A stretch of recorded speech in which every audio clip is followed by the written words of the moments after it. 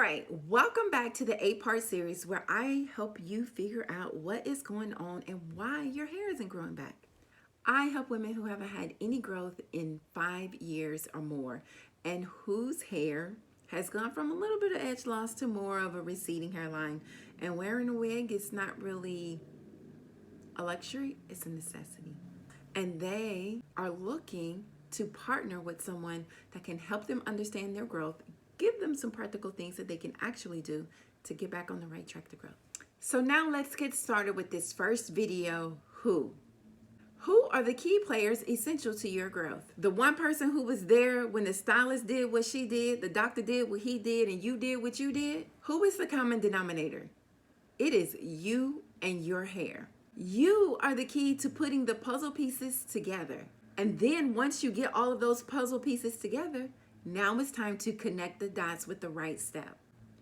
The more knowledge you gain, the more understanding you have, the better able you are to monitor your growth, which leads to success. Proven fact.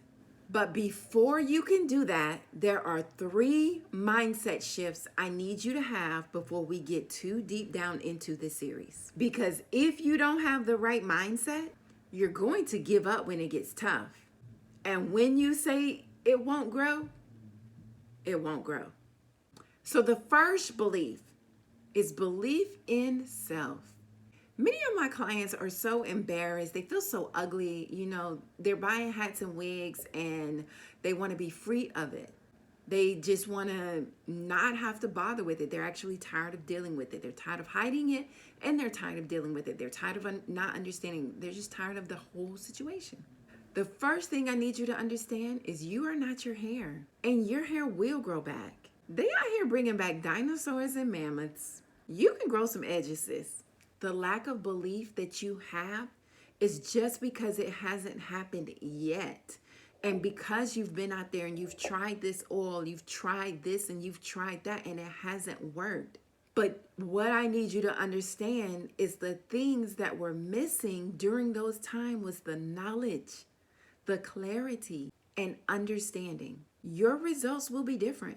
The right action with the right knowledge will bring the right results every single time. The second belief I need you to have is belief in community partners. I've heard so many people say, I don't trust my doctor. I'm not asking my doctor shit. I ain't going to my dermatologist. Trust me, sis, I get it. I had a dermatologist fuck me up too. Gave me a whole big ass bald spot. But you know what I needed? I needed them to be my partner and check lab work. Or go see a trichologist to run a scalp analysis and check lab work. Or help me regulate the levels that are out of whack. The only reason why you don't trust them is because you're not armed with knowledge. So you don't know how to advocate for yourself. I got you, mama. Remember, I'm a nurse first. I got you. The more you understand, the more confident you will feel in your request. And do not be afraid to fire the people not helping you get to your greatness.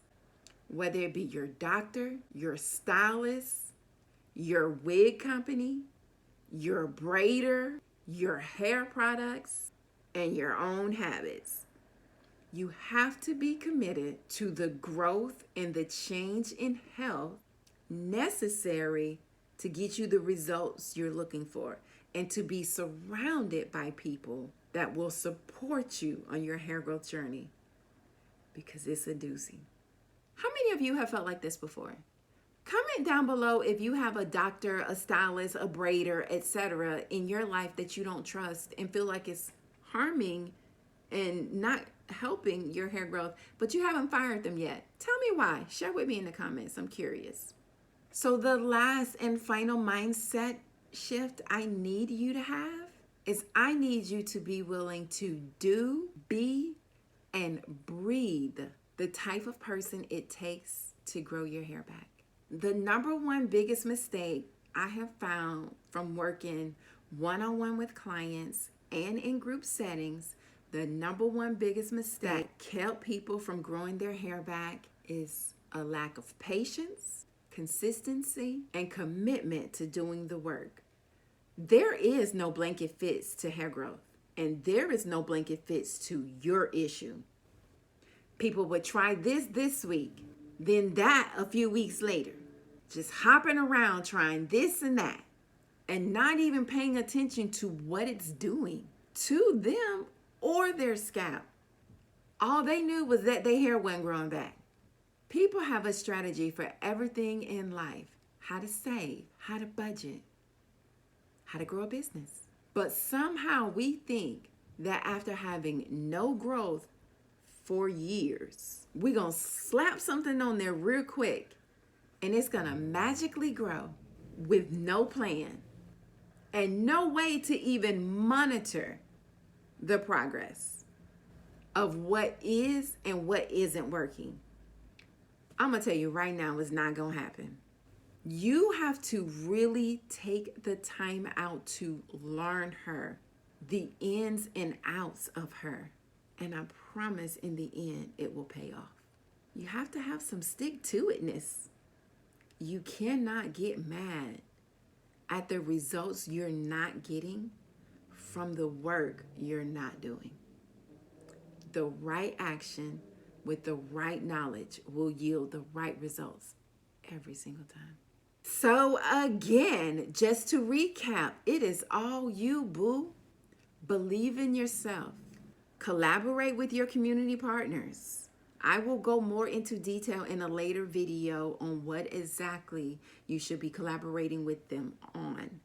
But for now, I need you to understand that you have to build a community of community partners that will be on your side and will help you figure out what is truly going on with you. You need a support team to support you on your hair growth journey.